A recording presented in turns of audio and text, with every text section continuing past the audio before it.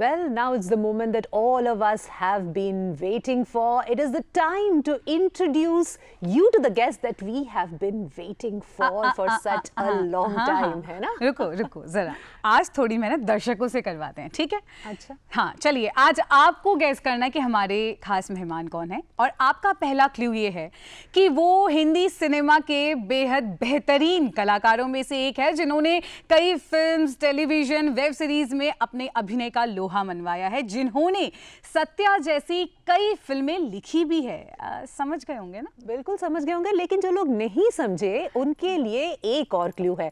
वो एक ऐसे एक्टर हैं जिन्हें जॉली एलएलबी में अपने किरदार के लिए मिला है नेशनल अवार्ड, और उन्होंने खुद ही कहा है कि बर्फी के पीछे भागते भागते उनकी जो कमर है वो 52 से 42 हो गई है। एक और क्लू दे देती हूँ। ठीक है, चल। जिन्होंने रेड में काम करके अभिनय के नए स्तर स्थापित किए। और अगर अभी नहीं समझे हैं तो बस एक ही लाइन में कह सकते हैं कि गोली मार भेजे में कि भेजा शोर करता है, भेज की सुनेगा तो मरेगा कल्लू मामा, कल्लू मामा। जी हाँ, हमारे साथ है सौरभ शुक्ला जी।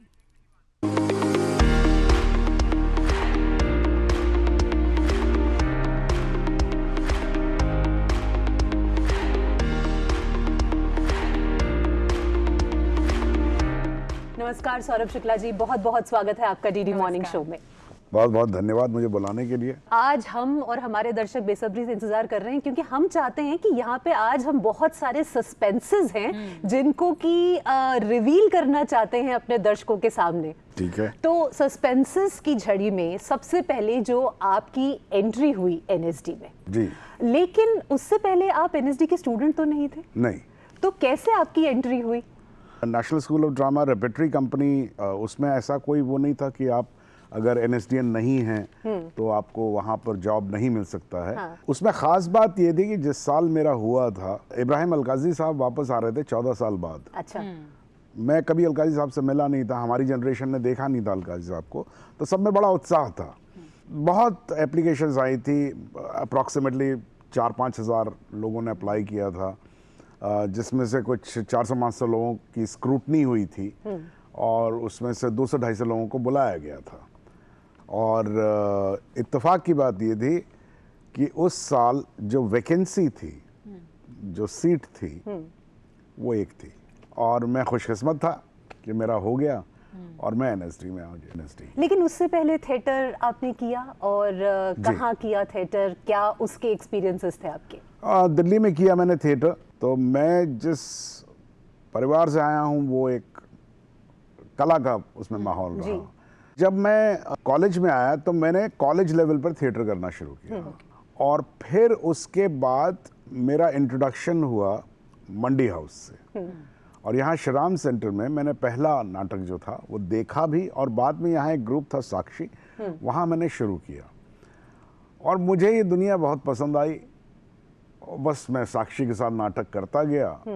तो यहाँ जो माहौल था वो इस तरह का था मेरे समय में कि आप चाहे बाहर नाटक करें, चाहे एनएसडी में नाटक करें, लेकिन सब एक जैसे ही थे, सब एक दूसरे के बारे में जानते थे। तो धीरे धीरे फिर मेरा थोड़ा नाम हुआ, मेरे बारे में लोगों ने जाना, उसी के बेसिस पे फिर मेरा नेशनल स्कूल। जैसे आपको एक्टिंग तो शायद करनी नहीं थी, तो एक्टिंग करियर में आप कैसे आए? देखिए क्या था कि मुझे फिल्मों का बड़ा शौक था बचपन में। मैं फिल्में बनाना चाहता था, मैं दिल्ली का रहने वाला था, तो मालूम नहीं था फिल्में कैसे बनती हैं। तो मेरे एक दोस्त ने मुझे कहा था कि भाई आप एक बार नाटक कर लीजिए, क्योंकि नाटक में क्या है कि कैमरे के अलावा सब कुछ होता है। तो ये वजह थी मेरी थिएटर में आने की। तो मेरा इंटरेस्ट कभी भी एक्टिंग पर से में नहीं था, मैं पूरी कृति में काम करना चाहता था।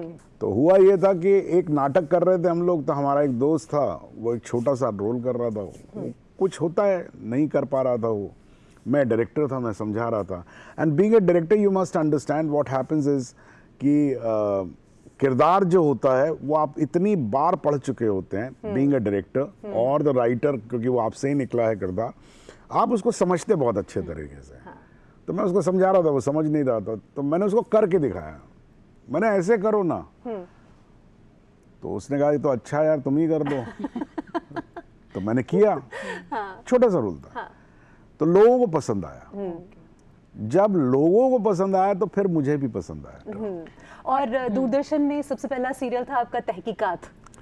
शेखर कपूर जी ने उसका पहला एपिसोड डायरेक्ट किया था जी। तो शेखर कपूर जी से मुलाकात तभी हुई थी या उससे पहले ही हो चुकी थी, आप जानते थे? नहीं, उससे और पहले उन्होंने मैं बैंडेड क्वीन कर चुका बैंडेड क्वीन, अच्छा उससे पहले कर चुके थे? था। जी, बैंडेड क्वीन उससे पहले कर चुका था। Okay okay. तो मैं तो बैंडेड क्वीन के पीछे भी एक बड़ी Story है, रोचक interesting कहानी है ना। story। आपने शायद पहले रिजेक्ट किया उस रोल को, फिर आपको ऑफर किया गया, फिर आपने दोबारा रिजेक्ट किया, फिर वो चलकर आपके पास आई, तो ये क्या माजरा है?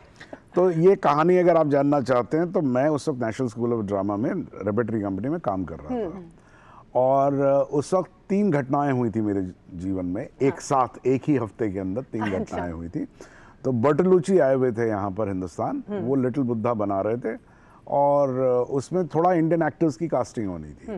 तो मैं कैंडिडेट था जिसका हो सकता था उस फिल्म के अंदर। उसी वक्त मुझे मुंबई बुलाया गया और मेरा एक ऑडिशन हुआ और वो चैनल 4 का एक सीरीज़ था, द बुद्धा ऑफ सबर्बिया करके एक नॉवल है हनीफ कुरैशी का। तो उसमें एक बहुत अहम किरदार जो है वो मुझे ऑफ़र किया गया और बाकायदा पूरी बात हो गई। उन्होंने कहा कि आपको इंग्लैंड आके रहना पड़ेगा, साल 2 साल वहीं रहना पड़ेगा। तो एक तरफ बर्टलुची थे, एक तरफ ये दूसरा इंग्लैंड जाने का प्लान था। तीसरा उस वक्त उसी वक्त डीडी मेट्रो में एक स्कीम खुली थी। तब सबसे बड़ा होता था दूरदर्शन, बिल्कुल। तब ये सैटेलाइट्स नहीं आए थे। तो दूरदर्शन में सीरियल्स को एक्सेप्ट किया जाता था, मतलब उनको इनवाइट किया गया था। तो उसमें A++ कैटेगरी होती थी, A+ कैटेगरी होती थी, A कैटेगरी होती थी और फिर B++ ऐसे कैटेगरी होती थी।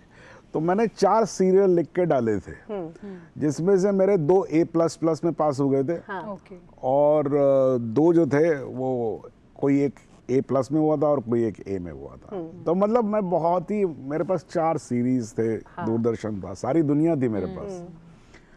उसी वक्त में शेखर कपूर से मेरी मुलाकात हुई। तो एक दिन वो आए हुए थे, तो ऐसे बैठ के बात कर रहे, तो उन्होंने मुझे देखा, उन्होंने कहा तुम क्या कर रहे हो आजकल? तो जो हमारे रेपेटरी चीफ थे राम गोपाल बजाज, बज्जू भाई जी, तो उन्होंने बोला अरे ये तो यहाँ रुकना है, हिंदुस्तान में रुकने वाला नहीं है, ये तो इंग्लैंड जा रहा है और इसके तो दूरदर्शन में इतने सीरियल हैं पास।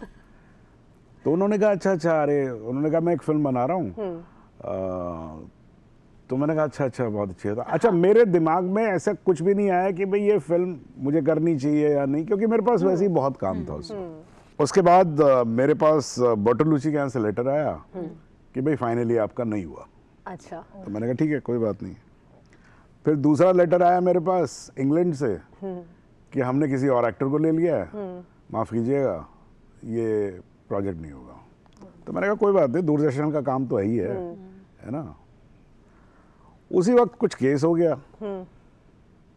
तो पूरा का पूरा दूरदर्शन का जो स्कीम था वो होल्ड पे चला गया। तो 4 सीरियल गए। तो 4 सीरियल गए। तो अब मेरे पास कुछ नहीं था, खाली रेपेटरी की नौकरी थी। और बैंडेड क्वीन में क्या हुआ था, क्योंकि दिल्ली से कास्टिंग हुई थी, तो हर उस व्यक्ति को जिसको मैं जानता था वो बैंडेड क्वीन में था। अच्छा। और मैं अकेला था, मेरे ख्याल से मैं ही अकेला रहूंगा जो नहीं था। नहीं थे। तो मैं दुखी तो था। मैंने कहा यार एक फिल्म थी वो भी नहीं हुई, बाकी चीज़ें भी नहीं, अब किस्मत की बात है, ऐसा उस वक्त हुआ। तो मैं एक प्ले करता था खूबसूरत बहू, जिसमें सीमा विश्वास जिन्होंने बैंडेड क्वीन का मुख्य किरदार किया था, वो उसमें मेन रोल करती थी उस नाटक में, खूबसूरत बहू में। और उसमें मैं कुछ छोटे छोटे रोल्स करता था, 3-4 रोल्स करता था। तो शेखर वो देखने आए थे, शूटिंग के लिए निकलने वाले थे, तो सीमा का नाटक देखने के लिए आए। तो वो प्ले उन्होंने देखा, उसके बाद मुझे पीछे बुलाया स्टेज के, फिर वो मुझे देखते रहे और चले गए। तो तिग्मांशु धूलिया उनके असिस्टेंट थे। तो तिशु को मैंने बोला, मैंने कहा यार ये मुझे पीछे बुलाया इन्होंने, मुझे देख देख के चले गए, चक्कर क्या है? तो उसने बोला तुम्हारी कल की टिकट है, अच्छा, तुम धौलपुर आ जाओ। तो मैं धौलपुर पहुंचा, and that's how I got Bandit queen.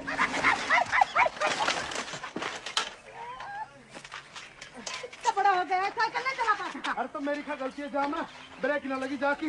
चर्बी कम कर ले थोड़ी।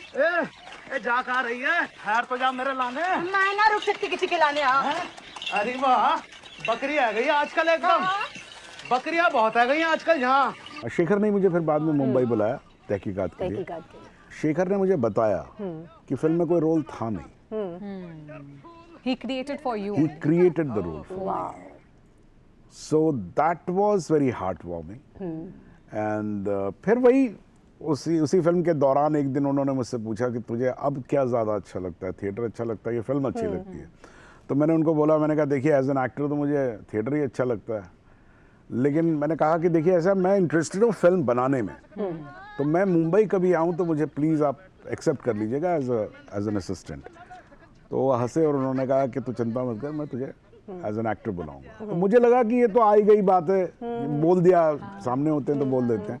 But he did call me and not only called me but my initial days in Mumbai, I stayed at his house. He's the one who's responsible for me being there.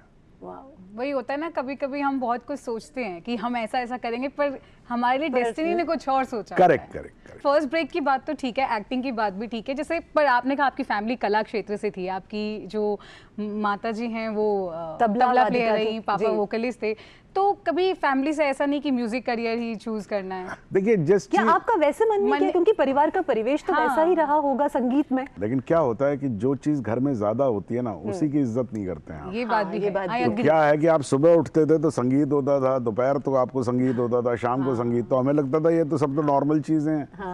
तो जो इच्छा थी, जो बच्चे की इच्छा होती है वो करने की होती है, जो उसके लिए नॉर्मल नहीं है वो उससे अलग हट के, और मेरे ख्याल से यही आपकी आइडेंटिटी बनाता है। जी, अच्छा, अगर हम बहुत सारे ऐसे अपने फिल्में की सबके किरदारों की बात करें तो आपने बहुत अलग अलग किरदार किए, लेकिन काफी ज्यादा किरदार उसमें से गैंगस्टर टाइप्स रहे। मैं यहाँ एक बात कहना चाहूँगा, ये भूल अक्सर लोग करते हैं। लोग कहते हैं कि आप सब गैंगस्टर के बड़े रोल किए आपने, या आपने पुलिस वाले के बड़े रोल किए, या आपने जज के बड़े रोल किए, है ना। मैंने तो खैर एक ही किया है, लेकिन कह रहा वो हूँ मतलब- कुछ लोग, कुछ एक्टर्स होते हैं जिनको कई फिल्मों में जज बनने का मौका है या वकील बनने का मौका।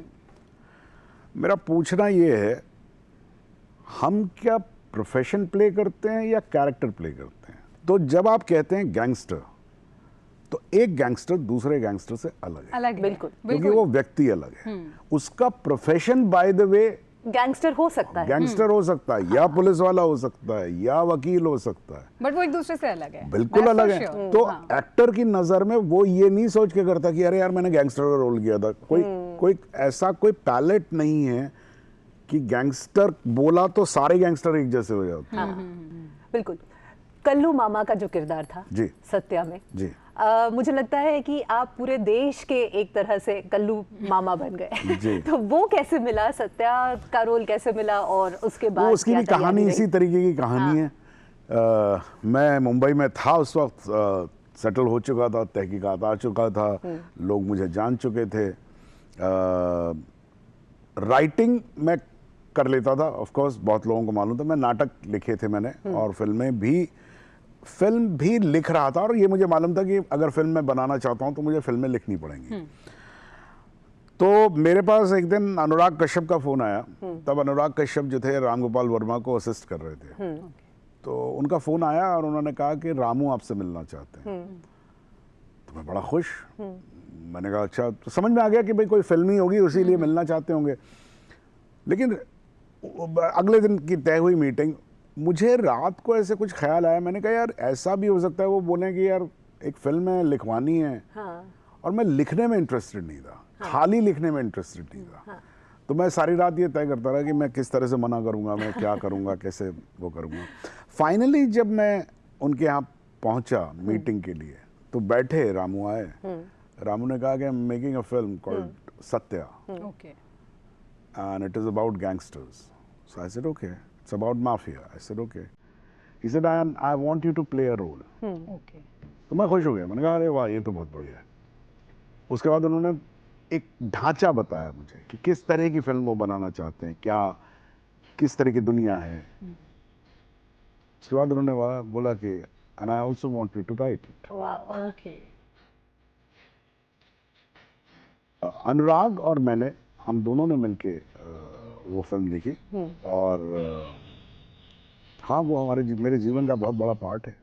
तो ये जो सफर है इसमें कई दोस्त मिले होंगे, लेकिन एक नाम मैं यहाँ लेना चाहूंगी सुधीर मिश्रा जी का, जिनके साथ आपने मेरे ख्याल से उनकी हर फिल्म में आप उनके साथ रहे हैं, शायद एक आध कोई एक्सेप्शन होगा जी। तो ये जो दोस्ती है हम नहीं तोड़ेंगे वाली, जो इतनी लंबी एक कहानी है, इसके पीछे क्या राज है? देखिए, सुधीर मेरे सीनियर हैं। लिखने का जो पहला काम था वो मुझे सुधीर ने दिया था, और सुधीर ने मुझे ऑफिस बुलाया और उन्होंने मुझे 10,000 रुपए दिए और उन्होंने कहा कि मैं एक फिल्म लिखना चाहता हूँ, तुम लिखो। और वो 10,000 रुपए बहुत इम्पोर्टेंट चीज़ थी उस वक्त मेरी लाइफ में। न सिर्फ वो पैसे, बल्कि एक समय में जब आपको मालूम नहीं आपका भविष्य क्या है, कहाँ जाने वाला है, उस वक्त कोई आप पे यकीन करता है। तो वो सुधीर से मुझे मिला था। अच्छा, अगर जॉली एलएलबी की बात करें, उसमें जो आपने किरदार जज का निभाया, मैं सिर्फ अपनी बात करूंगी, मेरी नज़र में जितने भी जज मैंने देखे अभी तक का बेस्ट जज मुझे बोला था। तो क्या आप किसी से कभी ऐसे रियल लाइफ में और मूवी में किसी जज के कैरेक्टर से ऐसे इंस्पायर्ड थी, या खुद की दिमाग की उपज, क्योंकि वो बड़ा ही रियलिस्टिक सा था? जी, मैं आपको ये बता दूं कि मैं आज तक मैंने कोर्ट के अंदर कदम नहीं रखा। जिसने वो फिल्म बनाई है, सुभाष कपूर, जिन्होंने जॉली 1, जॉली 2 और अब जॉली 3 भी आ रही है। जॉली 3 भी आ रही है। तो वो पेशे से पहले पत्रकार थे, तो उनका एक जर्नलिस्टिक एंगल, एक रिसर्च का एक तरीका है। तो उन्होंने मुझे कोर्ट्स के बारे में इतने एनेक्डोट्स बताए, इतनी बातें बताई थी कि कोर्ट का क्या माहौल, जो रियल कोर्ट, क्योंकि वो गए हुए थे, उन्होंने देखा हुआ था, उन्होंने इतनी चीज़ें बताई थी कि वो पूरा खाका मेरे सामने खिंच गया था। पहली बार एक्चुअली हिंदी फिल्म में एक जज जो था, उसका कोई एक व्यक्तित्व था, उसकी एक पर्सनालिटी थी। आपने फिल्म में जॉली 1 में देखा होगा कि जज आता है कोर्ट के अंदर और कोर्ट लगने वाली, शुरू होने वाली है, और उसका एक असिस्टेंट है, तो वो आते ही उसको चाय देता है। हाँ। और वो चाय पीता और पहले ही उसका मूड खराब हो जाता है और वो कहता है, अरे यार तिवारी जी, ढंग की चाय तो पिला दिया करो सुबह सुबह। मतलब दिन शुरू करना होता है, अब चाय भी ठंडी पिलाते हो। ठीक है, आप इतना सा देखते हैं पोर्शन, लेकिन उसके पीछे एक पूरी कहानी है। वो कहानी ये है कि बात जब हो रही थी कि भाई ऐसा करना है, तो ये इम्प्रोवाइजेशन हुआ कैसे? ये इम्प्रोवाइजेशन ऐसे हुआ कि हम लोग बात कर रहे थे, मैं और सुभाष, तो मैंने कहा कि यार सुभाष जज है, लोअर कोर्ट का जज है, भाई सरकारी नौकरी ही है ना, तो क्या तनख्वाह क्या होगी इसकी?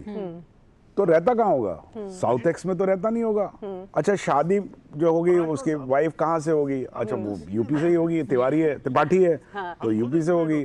तो क्या बनाती होगी? पराठे बनाती होगी, सुबह पराठे खाता होगा, उसको एसिडिटी होती होगी।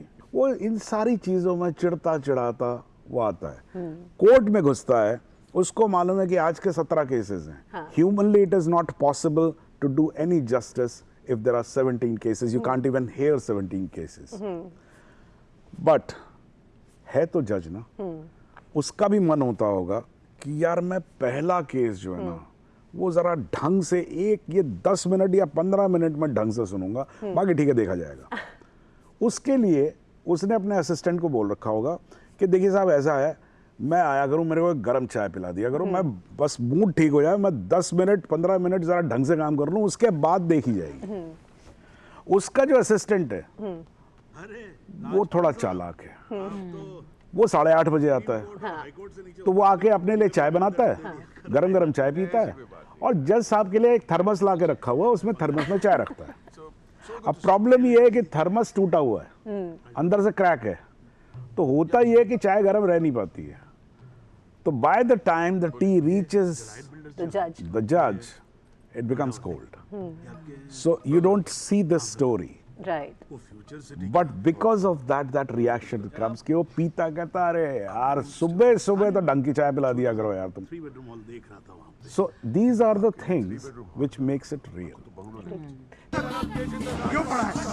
एक तो तू चाय नहीं देता ढंग से, ऊपर से केबल भी नहीं रख सकता ढंग से ठिकाने पे। बस करो, बस करो।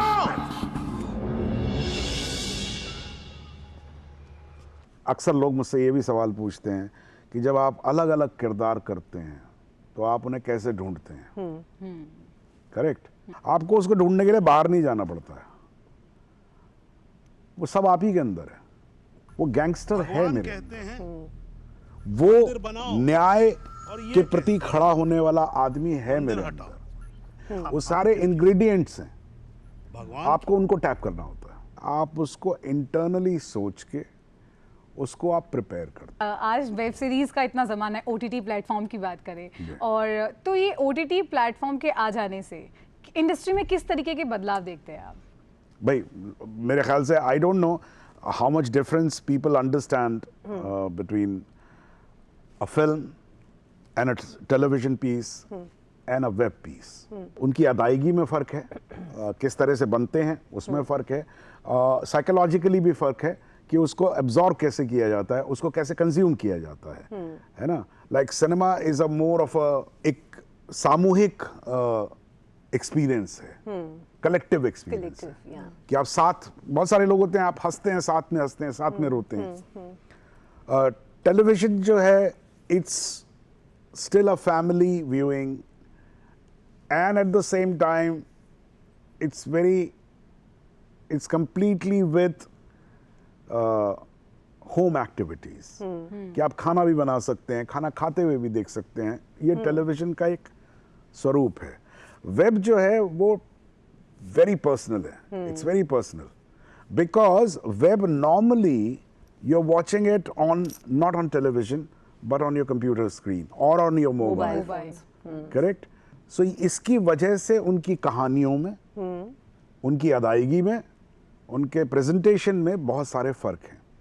टेलीविजन में एक सिस्टम आया कि भाई अगर सीरियल हिट है तो वो चलता जाता है, इट्स इनफाइनाइट। फिल्म में बहुत ही प्रिसाइस है। इंटरेस्टिंग चीज यह है वेब में, it created a finite series, यानी कि भाई आप 8 एपिसोड देखेंगे which is bigger than a film but it's not infinite. So जो फिल्म का जो तरीका है कि कैरेक्टर आर्क है वो आपको पूरा मिलता है, मगर it gives much more time than a film. Film अगर आपको 28 पेज देती है तो वेब आपको हो सकता है 180 पेजेस दे। सो जब आपको 180 पेजेस मिलते हैं तो क्या होता है, that means you have more moments to play. That means you can go in the depth of the character much more. You can come up with more nuances, and that is what happens. And that's why I think it's a wonderful thing. I'm completely in love with it. Wonderful. तो इतने सारे आपने किरदार निभाए as an actor, theatre किया, फिल्में बनाई और भी बहुत सारा काम कर रहे हैं, लिख रहे हैं। आपको क्या लगता है एज एन आर्टिस्ट, बहुत सारे आयाम तो आपने जो है छुए हैं और आपने देखे हैं, लेकिन क्या बचा है अभी भी? सभी कुछ बचा हुआ। ये बाहर का पर्सपेक्टिव है, जिस पर्सपेक्टिव से लोग मुझे अक्सर कहते हैं कि आपने तो सब कुछ कर लिया। बिल्कुल। ये आपका पर्सपेक्टिव है, मेरा नहीं है। हाँ। मैं तो बस चल रहा हूँ, मैं चलता रहूंगा जब तक जिंदा हूं, तब तक चलता रहूंगा। क्या बात है। हमने आपके लिए एक छोटा सा रैपिड फायर राउंड तैयार किया है। ये रैपिड फायर नहीं था? अच्छा ठीक है। हाँ, मतलब उसमें छोटे छोटे से आंसर्स देने, सिंगल सिंगल वर्ड के, बस उतना ही अंतर है। हाँ, मतलब मैं जितना बोलता हूँ उसके हिसाब से तो रैपिड फायर ही सबसे सेफेस्ट ऑप्शन है। ठीक है, रैपिड फायर स्टार्ट करते हैं। चलिए शुरू करिए। तो सबसे पहला, the favourite role that you ever played? It is yet to come. Yet to come. Second मैं यही पूछ लेती हूँ कि ऐसा रोल जिसको आपने करने के बाद रिग्रेट किया हो कि नहीं करना चाहिए था? जिसके चेक बाउंस हो गए थे और रोल भी अच्छा नहीं था और उसके नाम नहीं बता सकता मैं, ऐसे बहुत सारे रोल हैं। ओके, ठीक है। थिएटर और सिनेमा में आपने शेखर कपूर जी को तो एक आंसर दिया था, बिल्कुल, मतलब वो तो कई साल पहले की बात है। आज क्या कहेंगे, थिएटर और सिनेमा? तो इसका बड़ा सिंपल सा जवाब है, मैं पुनर्जन्म में यकीन नहीं रखता हूँ। हाँ। मेरा ये मानना है कि life is one, so why to settle down for one. Okay, आप राइटर भी, ऐसा कोई राइटर जिससे आप इंस्पायर्ड हो? जी, 2 राइटर बहुत इम्पॉर्टेंट हैं मेरी लाइफ में। पहले हैं आर्थर मिलर, अमेरिकन राइटर जी। उनका बहुत प्रभाव रहा मुझ पे। और दूसरे हैं मोहन राकेश। मुझे रस्किन बॉन्ड भी बहुत पसंद है। अभी 90th बर्थडे वो जी अपना जी मना जी रहे हैं जी। जी, भगवान उनको लंबी उम्र दे। जी। बहुत मजेदार आदमी है, बहुत अच्छा लिखता आपके लिए फेवरेट जॉनर क्या है, कॉमेडी या drama? Again why to settle down for for one. One. Genres नहीं चलते हैं, स्टोरी चलती है। स्टोरी नहीं चलती है। मैं वो फिल्म देखने आया हूं, आप मुझे जब तक मैं फिल्म देख रहा हूं मुझे बांध के रखिए। जो कहानी बतानी है बतानी, रुलाना है रुलाइए, हंसाना है हंसाइए, डराना है डराइए, मोहब्बत में डालना है तो डालिए। डालिए, मगर ऐसा डालिए कि मैं खो जाऊं। हाँ। So then it comes make a good film rather than making genres. One of your most memorable fan interaction with a fan. जी बहुत सारे, लेकिन उसमें से एक मुझे हमेशा याद है। मैं न्यूयॉर्क गया हुआ था, सो न्यूयॉर्क से वापस जब मैं आ रहा था, कैनेडी एयरपोर्ट पे था मैं, और एयर इंडिया की एक वो तो अलग अलग टर्मिनल्स है ना, तो वो टर्मिनल जो था वो एयर इंडिया की फ्लाइट्स थी वहाँ से। तो बीइंग एयर इंडिया, बहुत सारे हिंदुस्तानी या पाकिस्तान के लोग थे या बांग्लादेशी लोग थे, एशियंस लोग थे, तो बहुत मैं चल रहा था पूरा हिंदुस्तानी लग रहा था, तो जो भी मिल रहा था, अरे Shukla ji big fan sir, तो जो नॉर्मली होता है। और आप जब ऐसे एक पूरी भीड़ से मिलते हैं तो आप कॉन्स्टेंटली, बिकॉज एक ने बोला फिर दूसरे ने बोला फिर तीसरे ने बोला, so you constantly have a smile on your face which is like fixed. तो मैं ऐसे जा रहा था, एक आदमी निकला मेरे पास से, उसने भी वही बोला, उसने कहा mister Shukla I am a big fan of yours. तो मैंने कहा थैंक यू, कह के मैं आगे बढ़ गया। वो आदमी लौट के आया, उसने मुझे टैप किया, उसने कहा mister Shukla I just want to make one correction, I am a bigger fan of your choices. Wow. And I just stopped and it put everything into perspective. मुझे लगा एक आदमी उसने ये कहा है कि mister Shukla I know what all you have done, what all you had to go through, Wow. And that was like I can never forget Wonderful. That one. Wonderful. Favourite food? Favourite food again बड़े यार मेरे जवाब ऐसे ही रहते हैं। मैं कैसे बोल दूं कि मुझे छोले भटूरे ज्यादा पसंद है, आपको और बोलने की जरूरत नहीं है, हमने आपको कितनी बार बंगाली मार्केट में छोले भटूरे खाते हुए देखा है। करेक्ट, मगर आपने मुझे दिल्ली में देखा है, अगर आप मुझे लखनऊ में देखेंगे तो आप मुझे बिरयानी या पुलाव खाते हुए देखेंगे, या इलाहाबाद में देखेंगे, और अगर बनारस में देखेंगे तो मलाइयो खाते हुए देखेंगे, और पूड़ी कचौड़ी खाते हुए देखेंगे। दिल्ली देखेंगे छोले भटूरे देखेंगे, या आप एडिट कर दीजिए। प्रोड्यूसर्स कह रहे हैं कि कम से कम एक लाइन तो गाना गुनगुनाना बनता है जो आपकी मनपसंद हो। When I was just a little girl, I asked my mother, what will I be? Will I be pretty? Will I be rich? Is what she said to me. Que sera, sera, whatever will be, will be. The future's not ours to see. Que sera, sera. ये एक अंग्रेजी गाना है, wow. ठीक है? इसका मैंने adaptation किया था फॉर अ प्ले, तो ये लिखा हुआ मेरा है, और इसकी धुन भी मैंने बनाई थी। हौले पुकार के आंचल को थाम के मैंने कहा था माँ बता, कल क्या होगा तू ये बता। माँ ने तब प्यार से गोद में दुलार के हंस के कहा था सुन जरा, कल की उस जेब में किसका है क्या छिपा, ये है नहीं जानना, होना है जो वो होगा। वाह क्या बात है। थोड़ा अभी सुर मेरे ऊपर नीचे होने लग गए हैं। परफेक्ट लग रहा था हमें तो। चलिए कविता भी सुन ले। 2 लाइनें। अच्छा, तो जेएनयू के एक कवि, मतलब जेएनयू के कवि नहीं, जेएनयू के प्रोफेसर थे, हाँ। गोरखनाथ, उनकी एक कविता मैंने सुनी थी, मुझे बड़ा मजा आया था। राजा बोला रात है, रानी बोली रात है, राजा बोला रात है, रानी बोली रात है, मंत्री बोला रात है, संतरी बोला रात है, ये सुबह सुबह की बात है। क्या बात है। तो ये मुझे बहुत पसंद आई थी कविता। तो रैपिड फायर राउंड तो आपने मतलब you just pass with flying colours, Okay. और हम आपके लिए एक हैम्पर लेके आए हैं, अरे वाह। अपने प्यार से भरा और आपके अपनी शुभकामनाओं से भरा और क्या? ग्रैटिट्यूड से भरा कि आप यहाँ आए, डीडी मॉर्निंग शो में हमारे साथ इतनी सारी बातें की और इतनी खूबसूरत हमारे व्यूअर्स की सुबह आपने बना दी। Thank you Thank you so so much much Saurabh ji, for- thank you. Thank you.